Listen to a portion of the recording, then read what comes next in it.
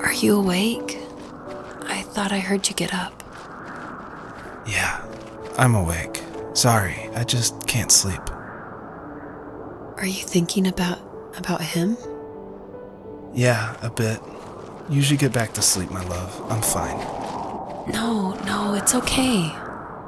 What else is on your mind?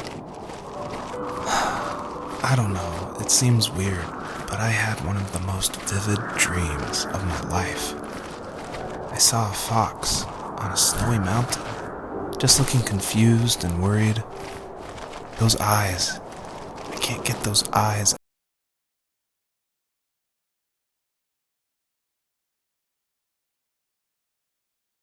out of my head.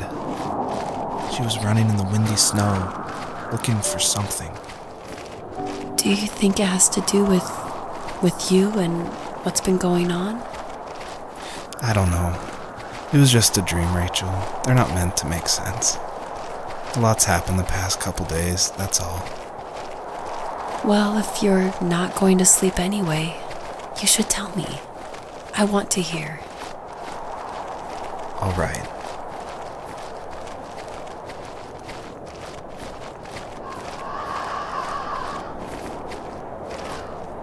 So, not far from her home, she followed that path to something unexpected.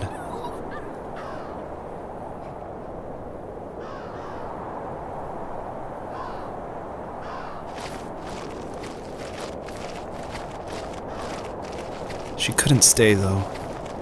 She had to find her other 2 children. So she took that path. She followed it towards something ancient. Something with answers.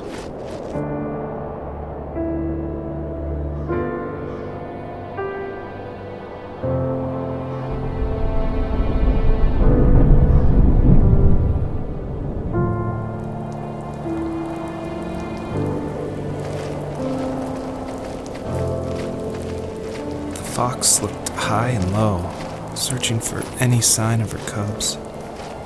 Points of light showed the way to this ancient tree. It was as if each one had a story to tell, all their own. The land was trying to tell my story, too. I felt like I was right behind her the whole time.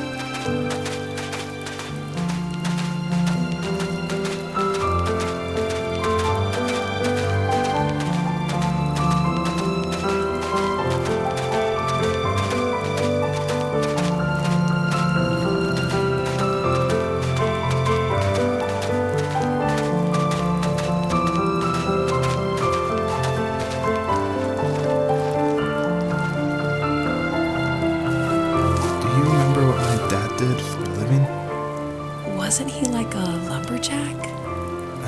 That's one way of putting it. If wood was a canvas, then a carving knife was his paintbrush.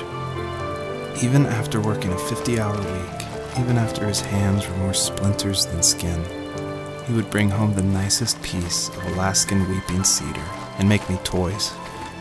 That wooden train was the first toy I can remember, and I loved it.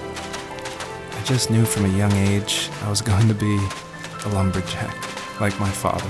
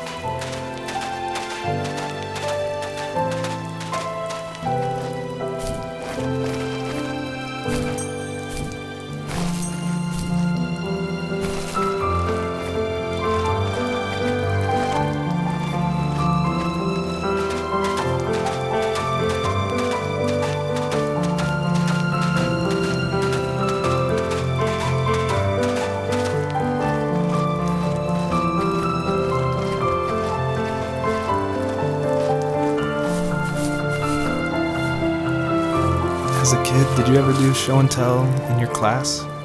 Yeah, I think I only did it once, when I was in the 4th grade. You know how my life was around then.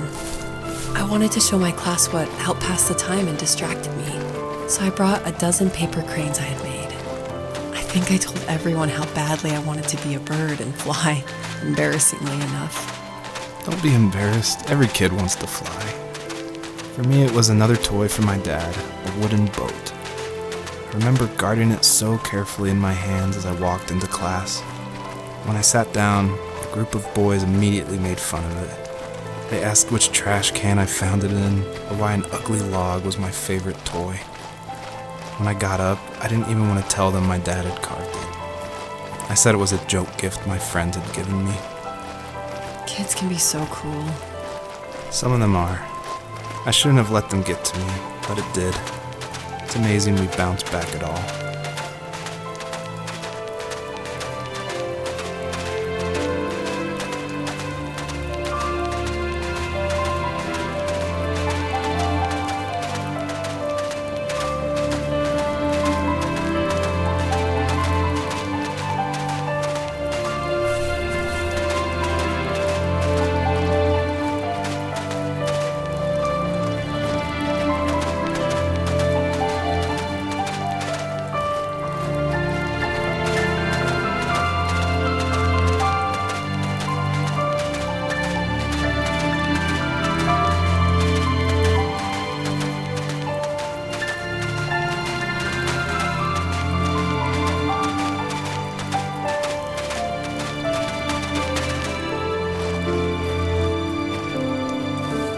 Usually those kids would leave me alone, but somehow they could tell I was different. They made fun of how far away I lived. They called my dad a sourdough. I was a blabbermouth as a kid, telling my dad stories I made up for hours. But after that show and tell, I didn't tell him much anymore. He didn't know exactly what was wrong, but his best guess was that the toys he carved weren't cool enough. He carved me a tank and tried to tell me what it was like to be in a real tank as a serviceman. I didn't know your dad was in the military. Yeah, in the army. The sad thing is that I'd pretty much forgotten until just now. There's so much I still don't know about him. I'm sorry. He knows how much you love him. You're going to see him again soon and have some closure, I'm sure.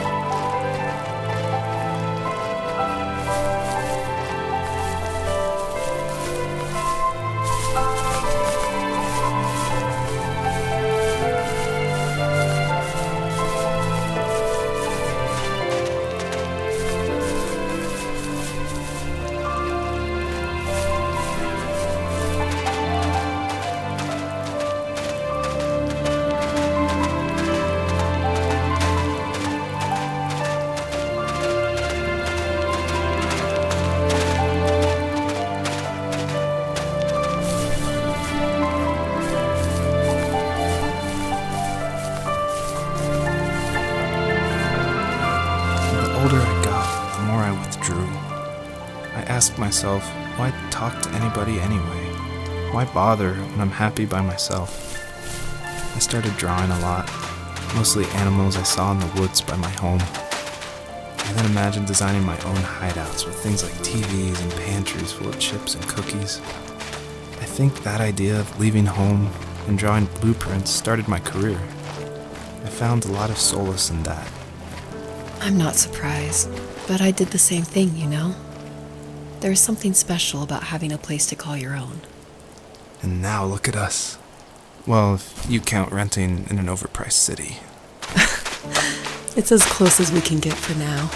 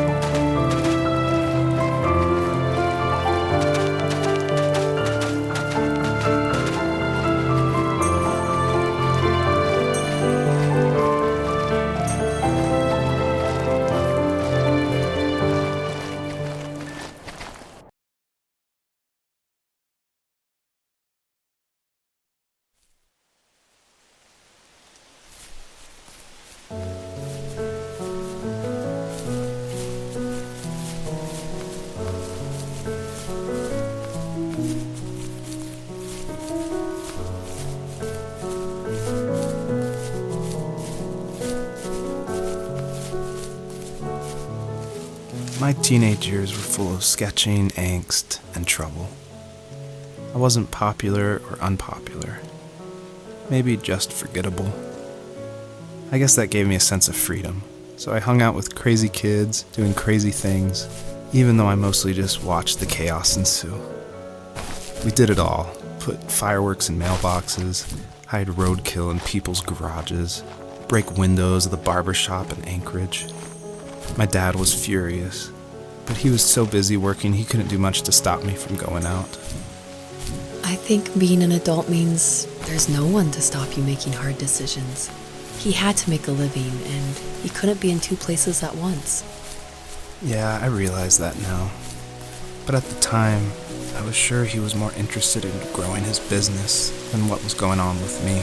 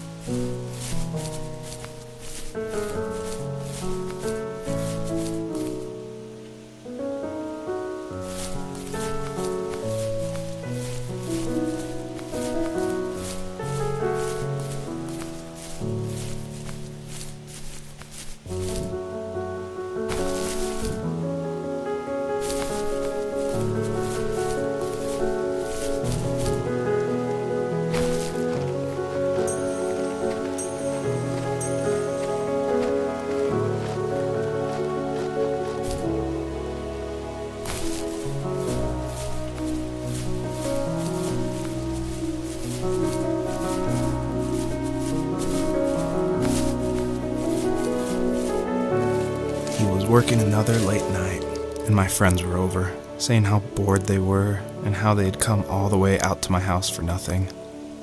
One of them mentioned how that old, ugly beyond belief truck was still in the garage, and how we should take it for a spin. I was only 15, so I kind of fought it for a while.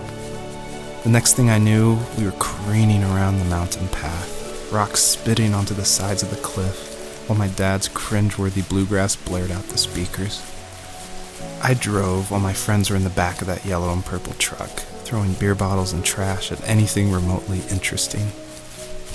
Felt like I was soaring in the air with borrowed wings. But all good things have endings. A cop outside of Eagle River pulled us over after he saw us in a bottle rocket into someone's yard. What followed was a long night of talking to disappointed adults and feeling smaller than ever.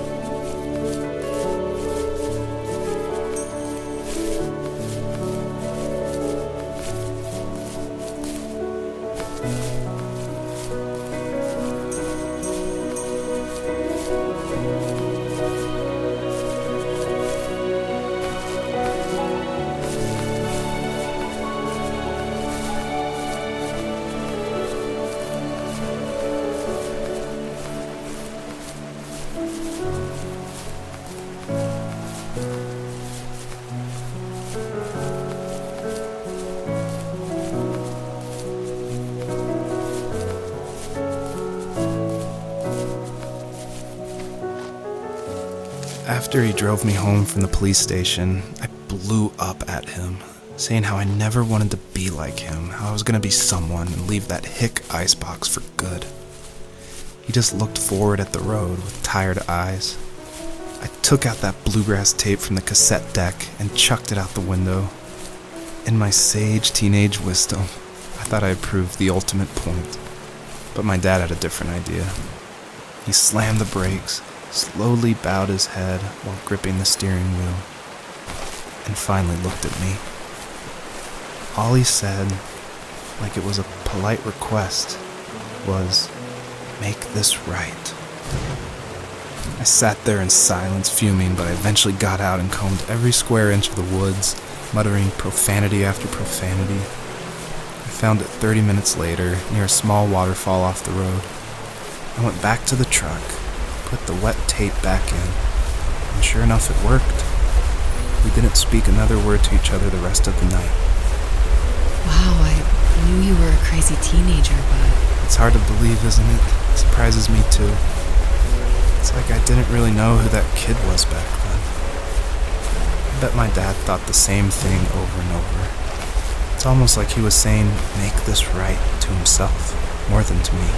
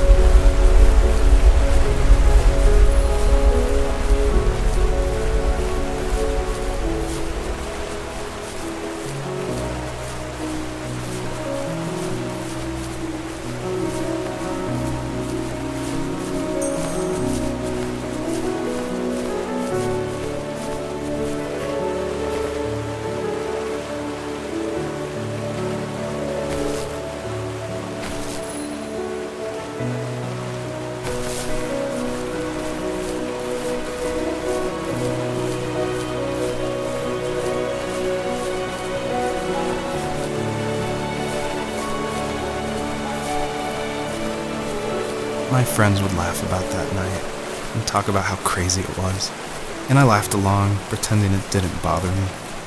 But it did.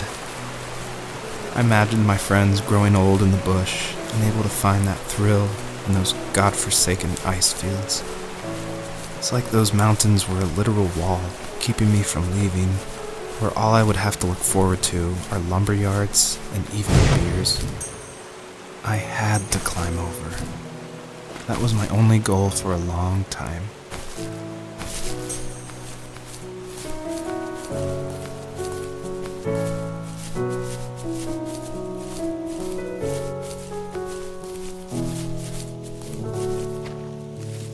If there was some way I could take my love of drawing and turn it into a way of escape, nothing would make me happier.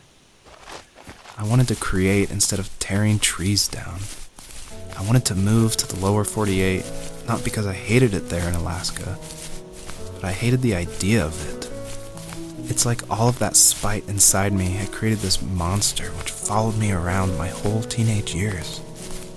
I put so much energy into doing what others didn't expect of me. Why did I do that? There's one fact you're forgetting, though. If you didn't have that fire in you, we probably would have never met. You're absolutely right.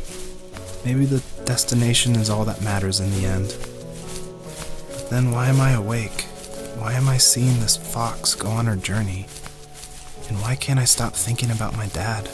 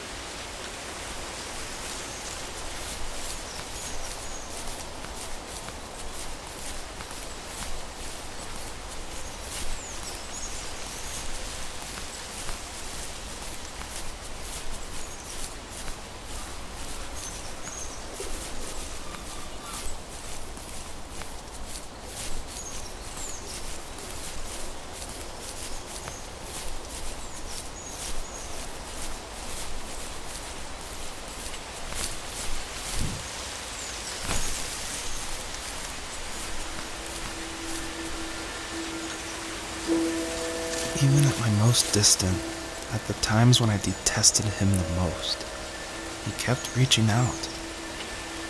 For a year straight, he asked me every week when we were going camping. I thought he was just dense.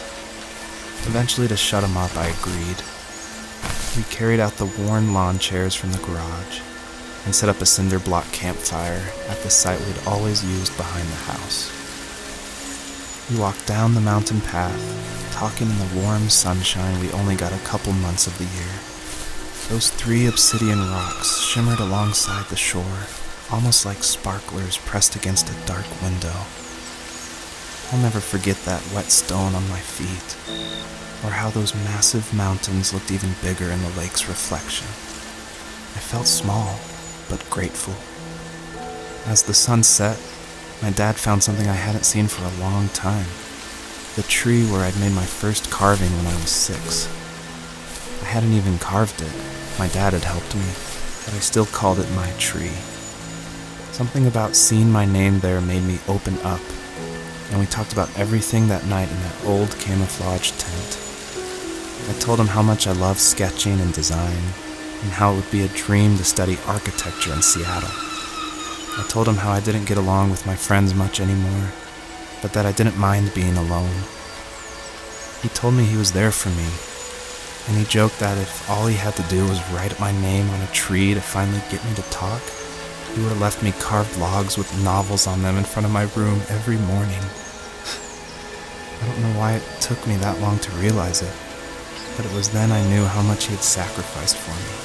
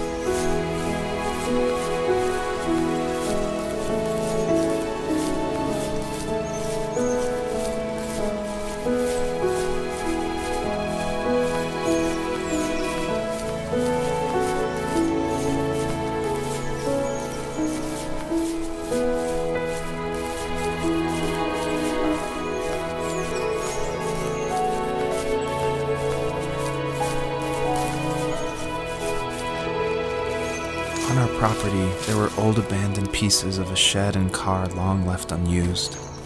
I used to ask him all the time who those people were that left all this junk, and I'm sure he got so tired of hearing it that he made up some elaborate stories how a brown bear ate them and haunted the woods afterwards. What's funny is I think it made those people seem more real, growing up thinking they were still hanging out like they couldn't say goodbye. I used to tell my friends how I could swear I saw spirits move near the water, and that always freaked them out. I guess it didn't bother me, because the way I saw it, they were normal people with old cars and sheds, just trying to figure out how to survive and be happy in the middle of nowhere. It was a cool thought that they didn't want to leave, but I was a weird kid. Well, you had good company since those ghosts like living in a place where they were brutally devoured.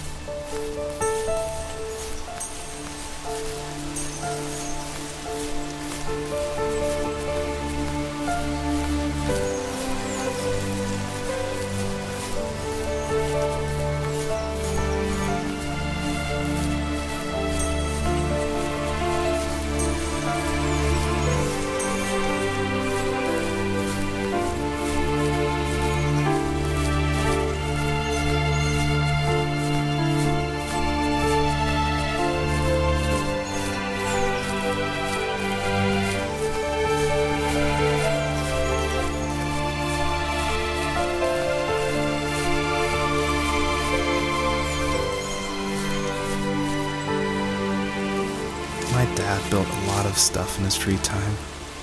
If he wasn't watching fly fishing or reading Tom Clancy novels, he was carving something. He made tons of birdhouses. Not that he was into bird watching, but I think he really missed working and adding on to the home. If he couldn't afford the time to build onto our own house, he would have to settle with watching birds move into their little homes. We kept an old mattress in the bed of that ugly yellow truck, so we would drive it deep into the woods and then watch the birds fly into their houses while the sun set. Usually it was accompanied by venison jerky or a cold Coke, but not a lot of talking, which is how we both liked it.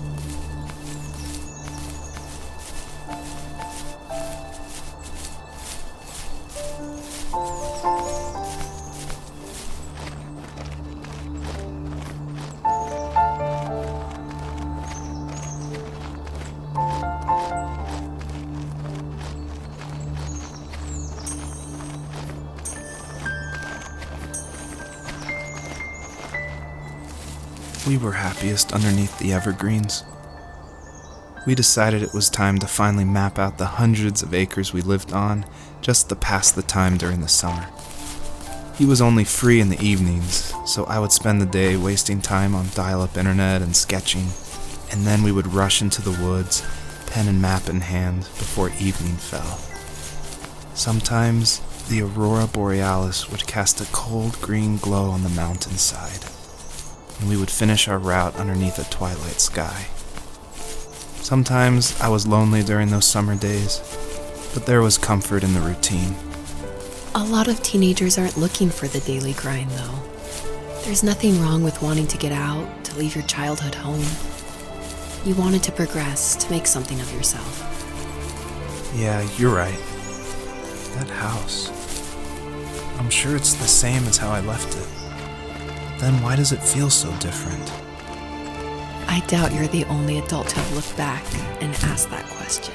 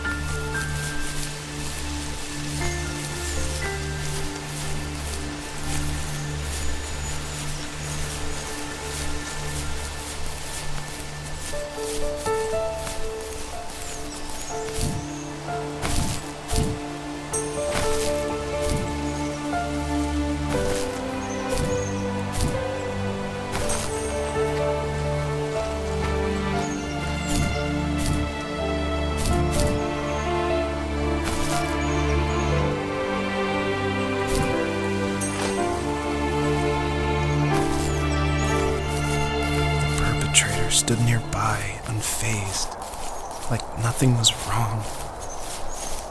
My dad is dead, and he's never coming back, Rachel. I can tell you these stories, but I can never reminisce with him again. He can never hold a grandchild that we'll probably never be able to have. I can never talk to him again, and I'll never be able to say I'm sorry for everything.